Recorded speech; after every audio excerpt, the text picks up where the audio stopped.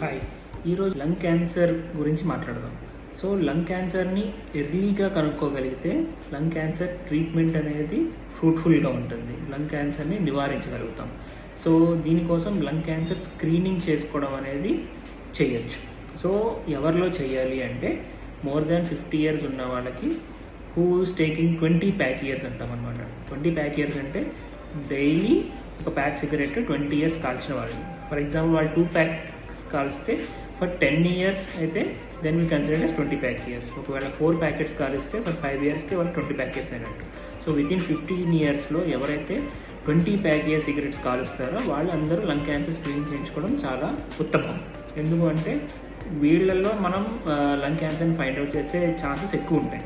So యూజువల్గా symptoms ఎట్లా ఉంటాయంటే బాగా ఆయాసం రావడం, దగ్గు రావడం, ఊరికి అలసిపోవడం, దగ్గుతున్నప్పుడు రక్తం పడడం, ఇలాంటివన్నీ సిమ్టమ్స్ ఉంటాయన్నమాట. సో వీళ్ళందరూ ఖచ్చితంగా స్క్రీనింగ్ చేసుకోవాలి, లేకపోతే టెస్టింగ్ చేసుకోవాలి. స్క్రీనింగ్ ఎలా చేస్తామంటే సిటీ స్కాన్ చేస్తాం. రొటీన్గా చేసే సిటీ స్కాన్ కాకుండా లో డోస్ సిటీలో చేస్తాం అనమాట. సో వీళ్ళల్లో లంగ్ క్యాన్సర్ని తెలుసుకోవడం ద్వారా తద్వారా ట్రీట్మెంట్ అనేది చాలా ఈజీగా ఫ్రూట్ఫుల్గా ఉంటుంది. Thank you.